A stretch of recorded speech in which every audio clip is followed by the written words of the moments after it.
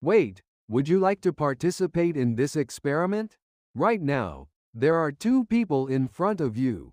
The first person, 3 apartments in New York. A billionaire, a CEO famous across the nation. Every morning, hundreds of notifications pile up on his phone. He is the textbook example of a successful life. The second person, he ran a small bookstore all his life. His bank account was always tight, and he didn't own a single apartment. But on the day he died, hundreds of people lined up in front of this small neighborhood bookstore. They were weeping, saying that a single word he gave them, a single book he handed over, changed their entire lives. Now, I ask you, between these two, who lived a more abundant life? Don't judge just yet. Your answer might change by the time this video ends. Today, I want to bring out a bomb that philosopher Erich Fromm threw into the world 50 years ago.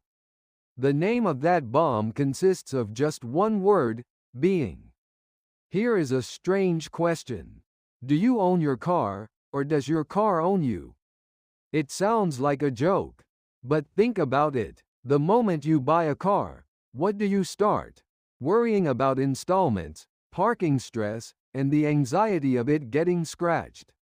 That car starts eating your energy, your emotions, and your time. You don't have the car has you. Fromm called this the having mode. A human living in the having mode operates by a simple formula: I what I have. A degree from a prestigious university, a high-ranking title, a luxury watch. The more of these I have, the larger I become. If these disappear, I become a diminished being. But there is a fatal trap in this formula: ownership inevitably accompanies anxiety. The more you have, the more you have to lose, the more can be stolen, and the more you must protect.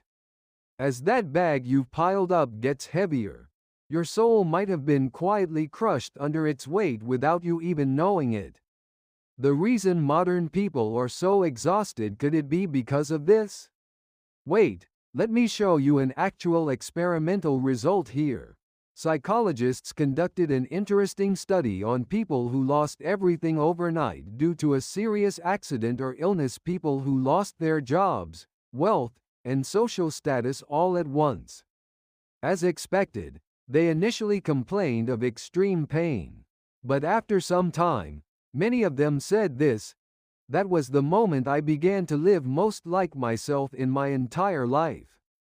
This is exactly what Fromm meant. When having is forcibly removed, something hidden underneath finally rises to the surface. That is the being mode. The being mode doesn't ask, what do I have? But rather, in what state am I living right now? It's the difference between owning the book you read and that book transforming your inner self. It's the difference between keeping a loved one by your side and feeling a sense of fulfillment in the moment of breathing together with them. This is the difference between having and being. And here is the core: having can be taken away, but being can never be taken away. Many people misunderstand at this point. Live with a sense of being? I'm not a philosopher, and I don't have time for meditation practice. The being Fromm speaks of isn't about climbing the Himalayas to achieve enlightenment. He gives very small, concrete examples. Plucking a flower and putting it in a vase that is having. Making it mine to control.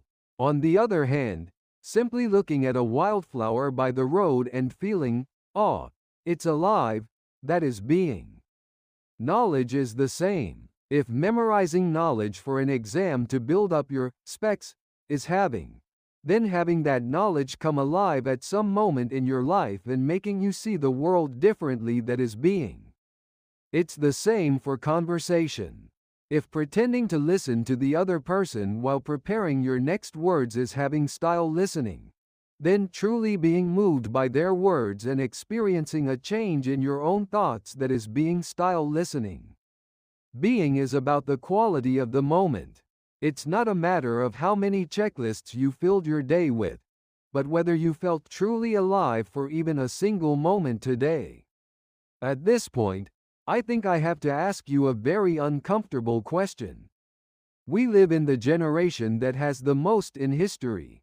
But why is this generation the loneliest, the most depressed, and the emptiest in history?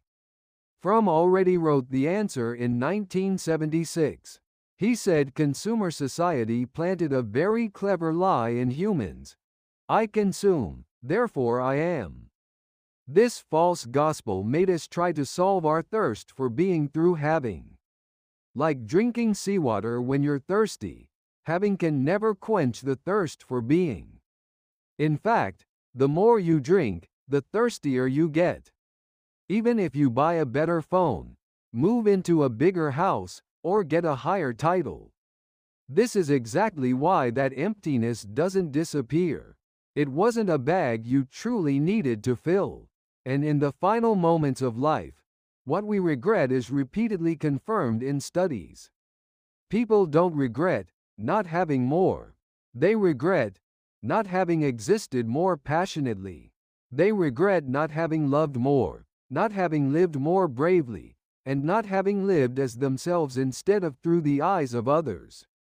Let's go back to the beginning. The CEO with 3 apartments in New York, and the small bookstore owner. Has your answer changed now?